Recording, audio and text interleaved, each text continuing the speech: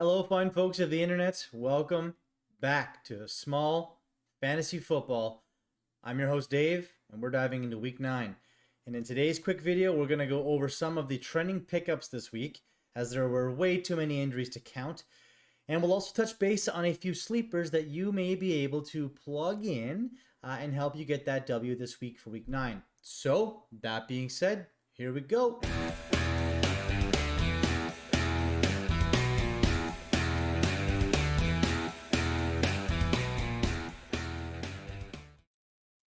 Now, normally for this part of the show, I would actually highlight one person at each position that I think you should go and pick up with your fab or your priority waiver. However, today I'm going to mix it up a little bit and we're going to go and just pull up some of the trending pickups.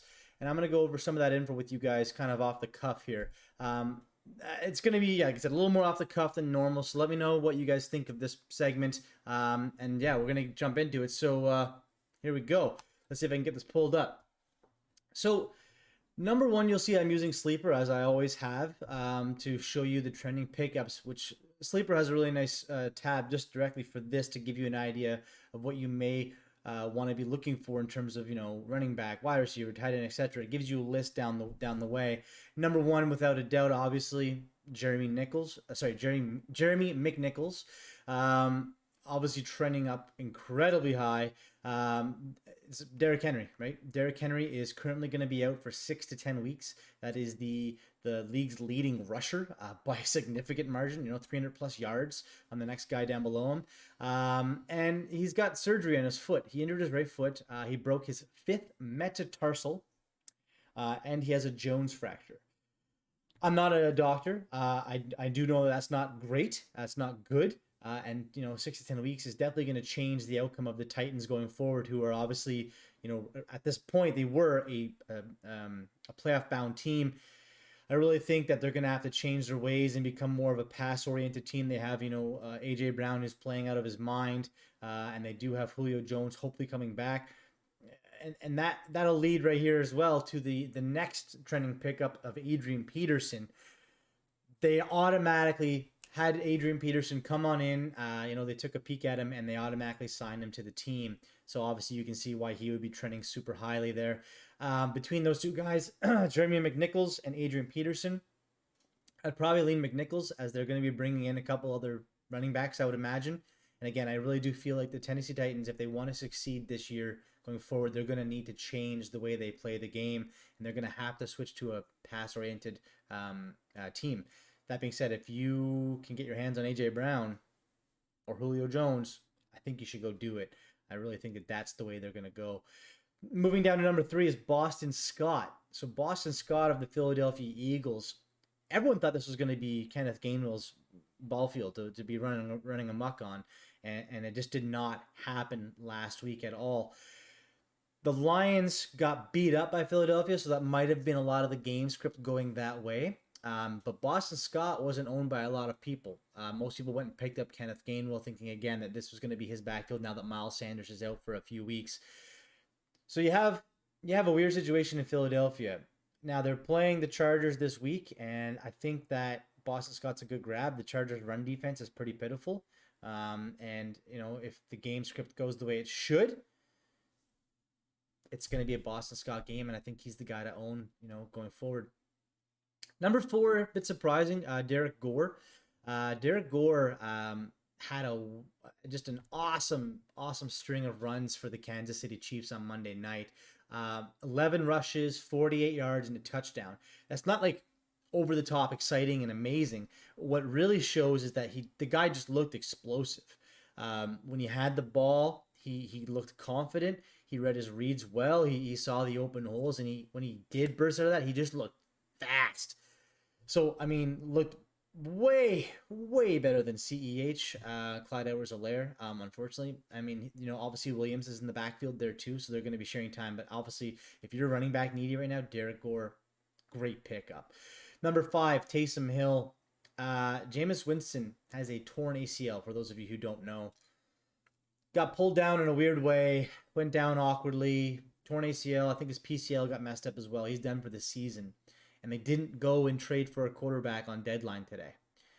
So Taysom Hill is expected to be back and ready to practice on Wednesday. So if you're a quarterback needy, Taysom Hill is going to be a top 12 fantasy quarterback going forward, just based off of the Saints' offensive abilities and the way that team is ran.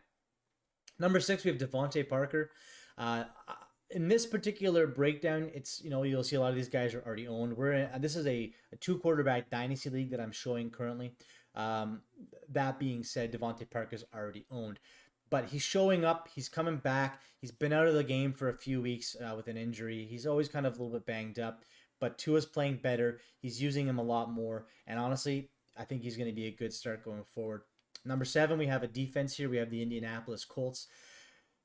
They let a lot of points go up against them against Tennessee last week, but they are still trending highly right now because their defense is getting a lot of turnovers, a lot of sacks, a lot of pressure on the quarterback. They just look like they're really coming together. Even though they have a few injuries, the talent that they have on that defense is it's awesome. The last 2 I'll touch base on is Carlos Hyde, number 1 here he's the running back, for Jacksonville Jaguars. I don't think I would spend a whole lot on this. They used him a lot last week because James Robinson went out with a weird injury. But from everything we're hearing across the football verse here, he's going to be fine. He should be able to play. They may tone back his touches. They may even sit him for 1 week, but I don't think you should go and spend a whole lot on Carlos Hyde. But they did utilize him a lot in last week's game. And then lastly, I want to touch base on Mike White. Joe Flacco won't be starting. If you watched my last video, my last pickups video, I told you to go grab Joe Flacco, and I still think that it's a good pickup in a dynasty league or a 2 quarterback, not a dynasty, a 2 quarterback or a super flex league, because you don't know what can happen on a week-to-week basis. But my goodness, did Mike White ever earn the ability to start this week going forward against Indianapolis? And that being said, not everyone's a believer, and that's a big part of why Indy's getting picked up. However, if you're like myself, I picked up Cincinnati last week. They're actually the most trending down right now, the defense, because they got blown up by Mike White. He put up 405 yards and 3 touchdowns on them. He did throw 2 interceptions, but Mike White went out and beat the number 1 seeded number 1 AFC ranked team in the Cincinnati Bengals, and he looked good doing it. So, I want to try a different kind of segment here. I wanted to kind of touch base on this. I think next week I may touch base and we'll maybe go, we'll go through a top 10 of each position for the year halfway through and kind of go from there. But yeah, I just wanted to kind of jump into some of those options before I get into the waiver wire. Instead of going into the waiver wire on a per position basis.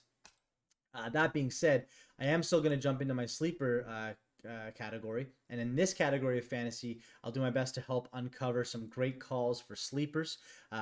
These will be players you may find on the waiver wire, guys you have stashed on your bench that I think you could easily flex in position as a candidate to start. If you've got injuries to your studs, if you're looking to fill in a bye week, of course, or you're looking for a leg up to win you the week, these are the guys that could surprise you. So I'm going to pull up. We'll start off at the quarterback position, as we always do. That's not right. One moment. There it is. There he is, Mr. Baker.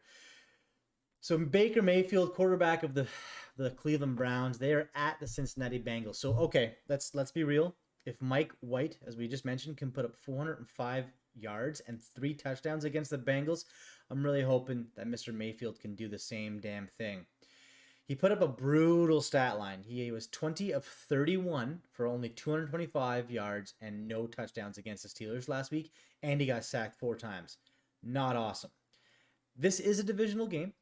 The Bengals have played well most of the year on defense.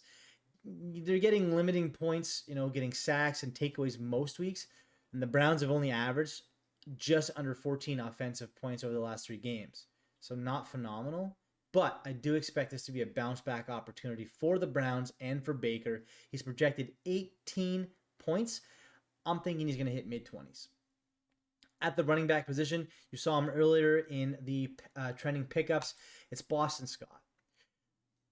Boston Scott of the Philadelphia Eagles hosting the LA Chargers, and this one is just simple. Boston Scott looked amazing against the Lions. 12 rushes, 60 yards, 2 end zone rushes, 2 touchdowns. The Chargers' run defense is non-existent. while they do have good talent on the defensive side of things, they've just been super inconsistent. Now, that word inconsistent lands me here with the Eagles too as well. Because if the Eagles get behind, we may see less of Boston and we may see more of Kenneth Gainwell. But they really didn't use Gainwell at all last week. And I'm leaning on Boston being their go-ahead guy this week. He's projected 9 points, and I can see him passing for. I can see him passing 14 or so if game script goes the way it should in Lincoln Financial Field. At wide receiver, Rashad Bateman of the Baltimore Ravens. They are hosting the Minnesota Vikings, and this one is close to my heart as I am a diehard Ravens fan, for those of you who don't know. But I'm normally pretty good at putting my biases aside for these quick videos. The Ravens are coming off of a bye week. They've had time to prepare, and that also gave one more week of development of chemistry between Bateman and Lamar Jackson. The Vikings defense is mediocre. Right now, they're 16th overall right now in terms of fantasy points. I expect the Ravens to come out at home and just light things up, and Bateman's going to be a big part of that this week in terms of putting up points for the Ravens. He's expected to have 9 points. I'm going to say he's going to get in the end zone, and he's going to get double digits this week. And last but not least, we're going to go with the tight end position. And boys, we are going deep on this one. Kyle Rudolph of the New York Giants hosting the Las Vegas Raiders. Real deep on this one. With a projected 5 points only. I see Kyle outdoing his numbers this week, though. The Giants can't stay healthy, and Daniel Jones is incredibly limited to who he has to throw the ball to right now. His targets are depleting. A lot of wide receiver injuries, Tony and Golladay and everyone else. Rudolph is going to see some targets this week, and I expect him to land with one in the end zone again like he did this week against the Chiefs on Monday night. It's a big death play, and if you're in a rough spot, this could be the spot for you in the tight end position. So that'll do it, sports fans. Oh, let's get this off there. That'll do it, sports fans. Tune in for another episode of Small Fantasy Football. Again, I'm your host, Dave, and I hope you enjoyed the video. And if you did, please leave a thumbs up, as it really does help support our channel. And if you wanted to follow along and hear my NFL stories and my spread / moneyline bets that I do every week, please subscribe and hit the notification bell so you'll know when I post the next video. Thanks again, and I'm out.